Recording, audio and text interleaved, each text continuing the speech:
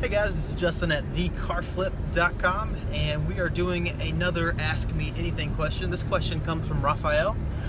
We sent out an email asking everyone to basically ask me anything. I'd be more than glad to help in any way that I can. And his question was, he's currently saving basically seed money for his first flip. I believe he said he was trying to get to $2,000.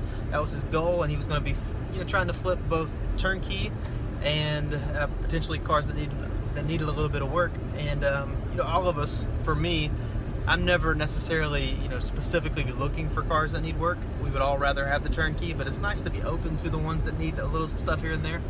But his question was, is $2,000 enough to get started? And the answer, and I guess in a simple form, would be yes. I mean, definitely. You can for sure get started with $2,000.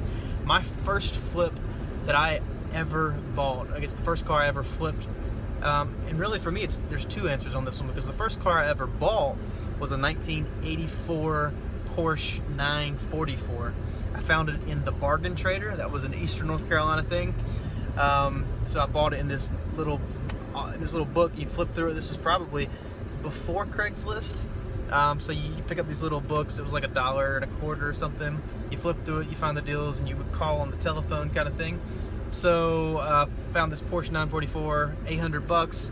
I think all it needed was a power steering pump. Long story short, I took it to somebody to have him fix it. He didn't know what he was doing. I'll never forget the names of the parts. He said it needed a pressure relief valve, to which I didn't think that was the issue, but who was I to question him? I was just this young kid. I was like 15, I think. I don't even think I could drive at the time. My dad had to test drive it for me. So we drove it. It did fine. Had a squealing noise. The guy puts the pressure relief valve in, it locks up the engine, and I'm stuck with a car that I can't do anything with. Long story short, I had that car for probably 3 or 4 years. It sat behind one of our buildings. Lost money on that one. Actually, I take that back. I may have lost a couple $100. I sold it to a guy for parts, which I did lose money because I bought an engine. So I think I sold it for $800, but that was after I purchased an engine and I never put it in because I had to go in from the bottom, and me and one of my friends tried it. It didn't work out well. But the first car I made money on was a 1973 Volkswagen Beetle. It was actually at an auction. I went with my dad to an auction.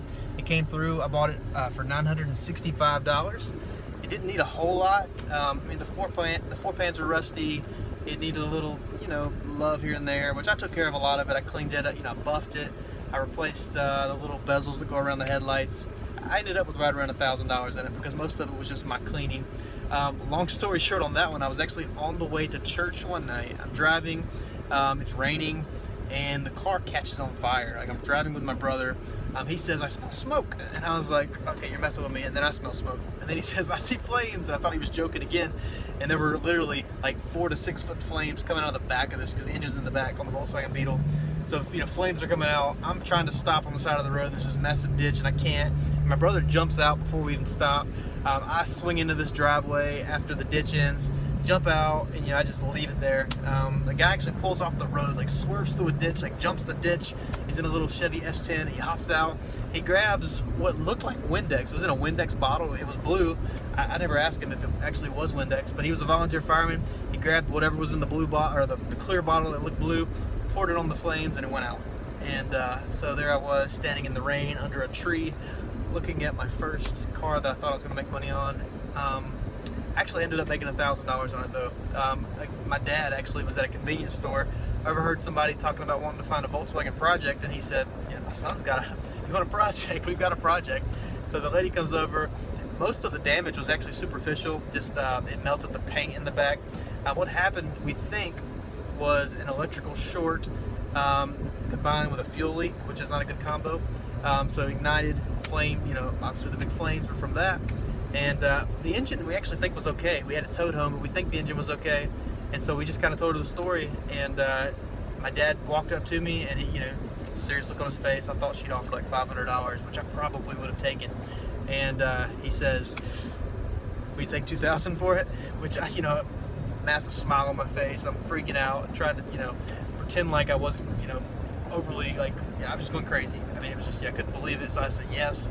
It goes on there. They do the deal. She gives us $2,000 cash, and that's what I made on my first flip, $1,000 on a car that caught on fire. I said all that to say this: there's plenty of cars out there for $1,000, $1,200, $1,700, maybe even a $2,000 car that's already ready. But you always want to leave yourself room for repairs. So if you buy the $1,500 car, leave yourself that $500 buffer.